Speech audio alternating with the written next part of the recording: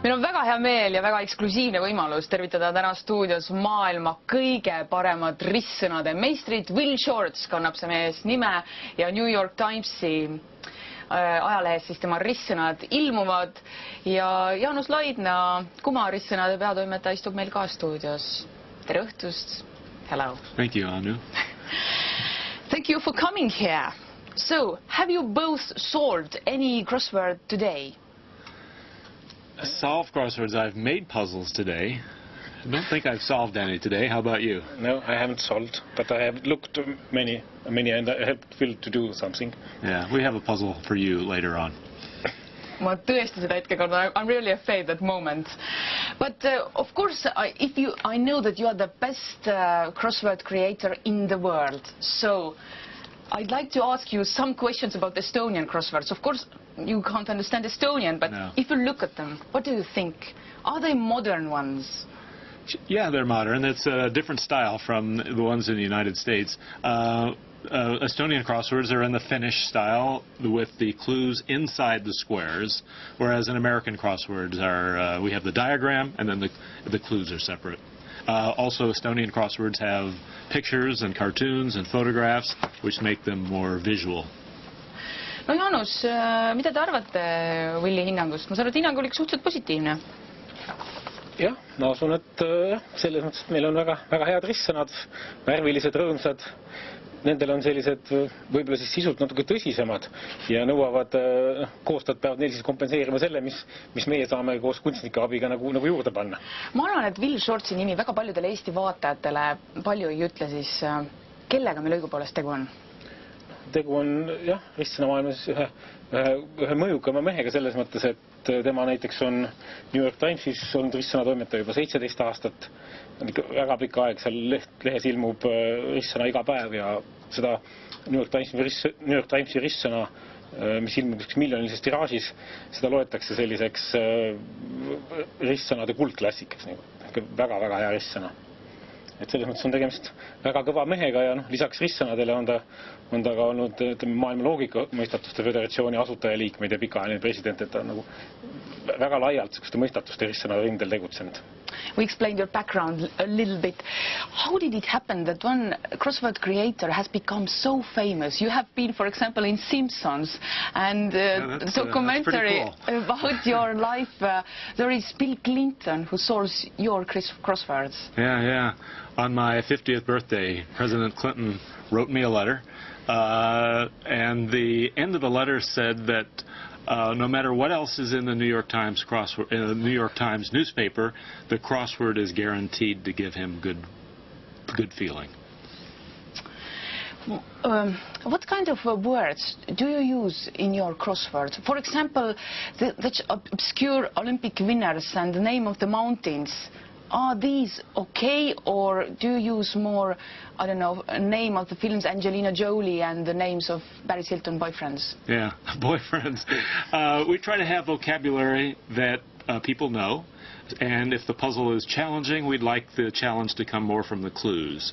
So I would like in the New York Times crossword for you to be familiar with everything that's in the answer, everything in the grid, and if it's a hard puzzle, then I'll write tricky, twisty clues.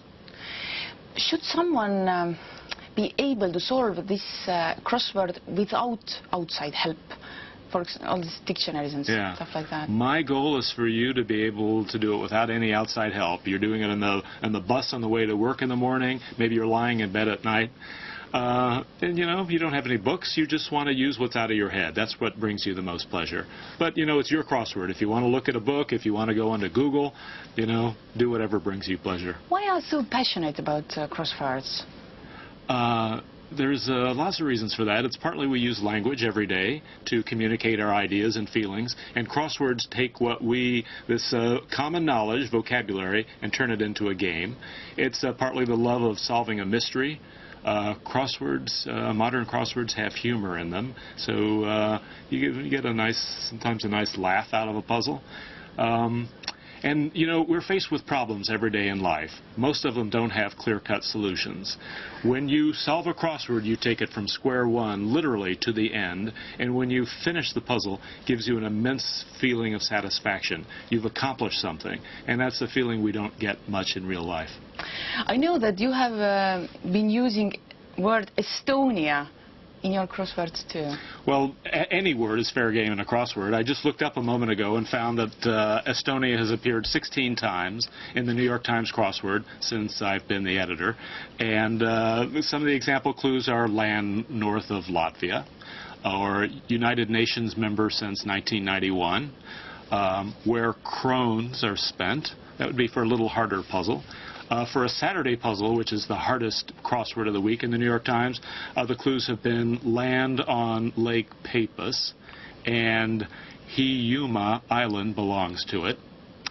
Yeah, and also Estonian has appeared in, I think, 6 New York Times crosswords, and clues for that have been Tallinn native, relative of Finnish, and European language of 1 million. How difficult questions are these for crossword solvers? What do you think? They're challenging, yeah. Americans are not known for their knowledge of outside geography. Americans are interested in the United States. So, but I think crossword solvers are special. Crossword people like to know a little about everything. And if they don't know where Estonia is, well, then they'll learn about it from the crossword. But how did you come across Estonia? So that you just thought that, oh, let's do some questions about Estonia. Well, the crosswords are submitted to me by other people. It's my job to edit the puzzles. I've known Jaanus now since 2001. Is that 2002? 2002 through the World Puzzle Championship.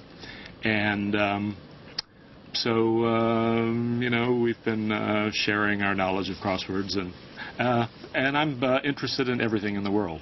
So anything in the world is fair game in a crossword. You have one question from for our viewers too. Yeah.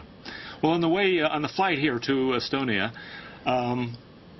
I took well, first of all, there's this slang American word called A1, A-O-N-E. And A1 means excellent or something of a very top quality.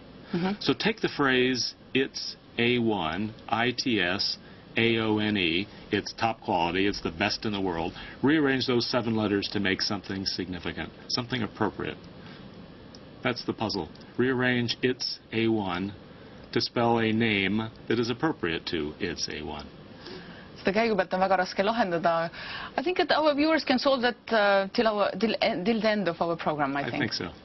Nii et kõik head vaatajad, kes siis soovivad jõudu katsuda Will Shortzi jaotud ülesandega, siis teil on see võimalus. Meie saate lõpuni on veel veidi aega, saate lõpus me siis ütleme, mis õige vastus on.